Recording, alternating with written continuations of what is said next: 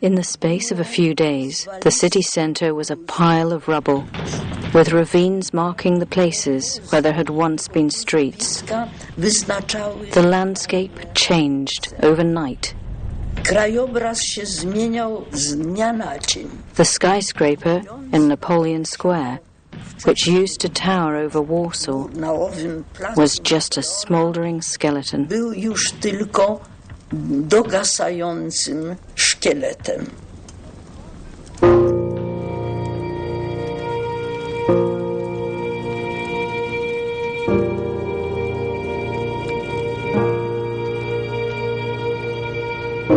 Wszystkie skwery. All the squares were so full of graves that corpses, rotting corpses, now just lay in the streets.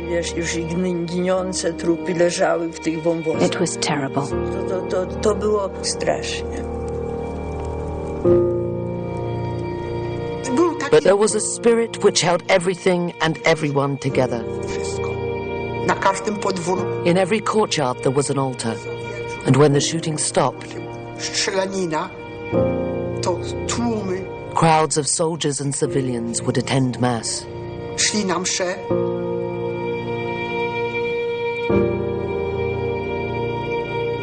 As the German onslaught on the city centre continued, the death squads claimed ever more lives.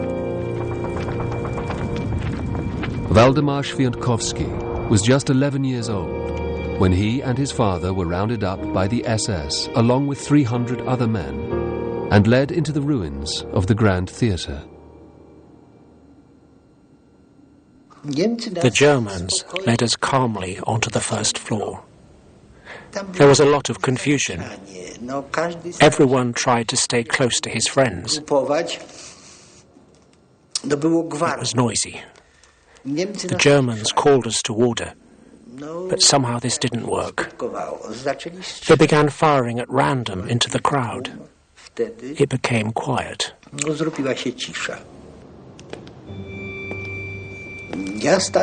I stood with my father in the second row.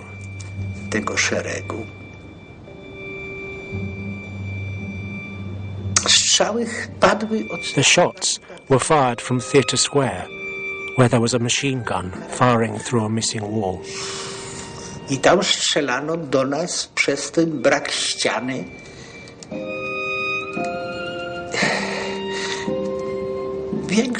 Most people were wounded. People crawled, wailed, shouted, and begged for help.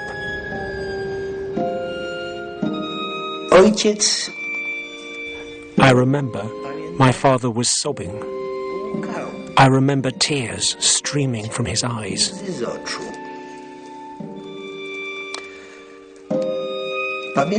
I remember that he said to me, "Go away from here." He didn't say run. He said, "Go away." He let go of my hand. I left. It seems the Germans didn't notice. I began to run. I heard firing. I heard screams. I walked away because I did not have a grown-up's imagination. I was simply carrying out my father's order to leave.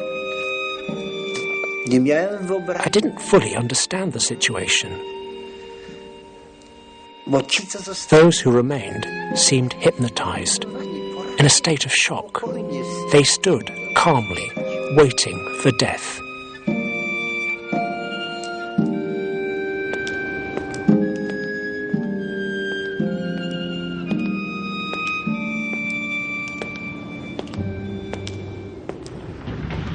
Some civilians, caught in the crossfire, began to turn on the freedom fighters.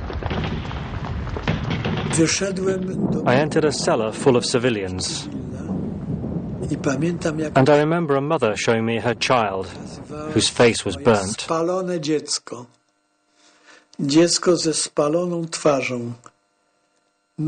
And she cried out, "See what you have done." And their curses flew at me like bullets. So you wanted an uprising, did you? That was a very difficult experience. Bardzo ciężkie przeżycie.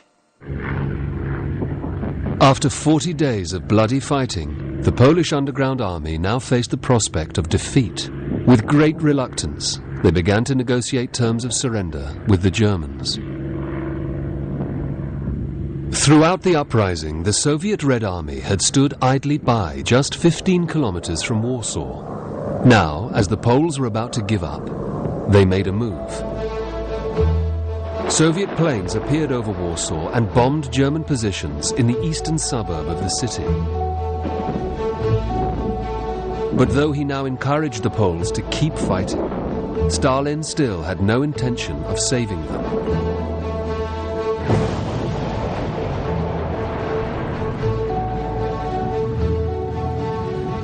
Fighting alongside the Red Army were other Polish forces, conscripted by the Russians on their march westward through Poland. They were known as the Berlin Army. Ryszard Zgorski was one of their pilots and quickly realized that Soviet help was a sham.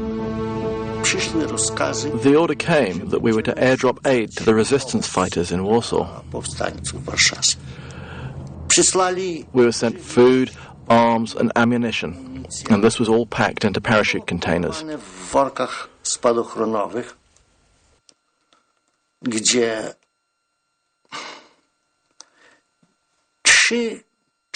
few days before the airdrops were to begin,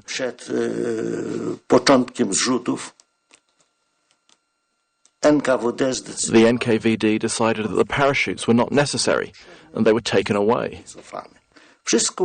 Everything was repacked into ordinary grain sacks, and these were dropped.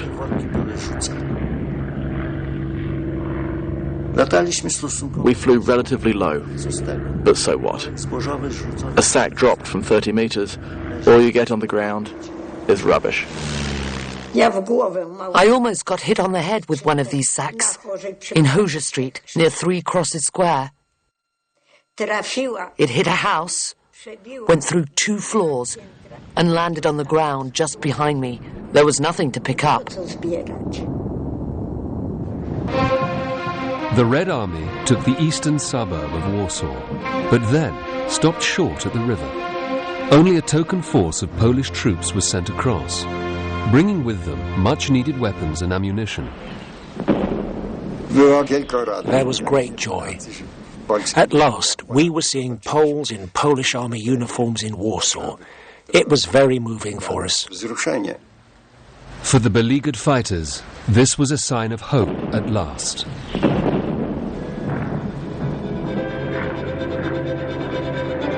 Polish hopes rose even further when, a few days later, it seemed that help was also coming from the west.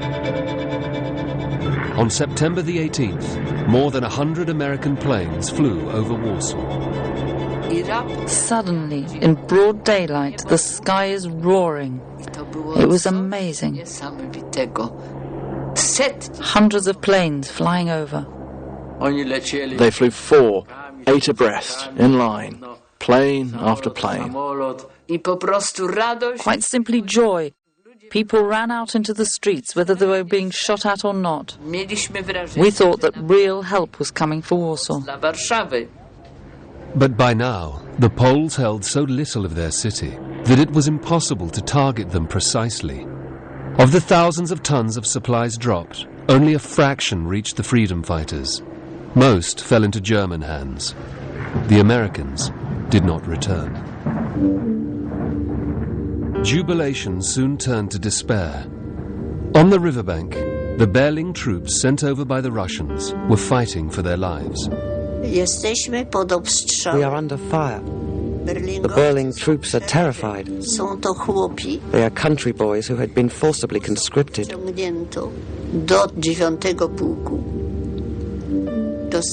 They had been given guns which they didn't know how to fire. They had never been in a larger town, let alone a ruined fighting city like Warsaw. They hide in various holes.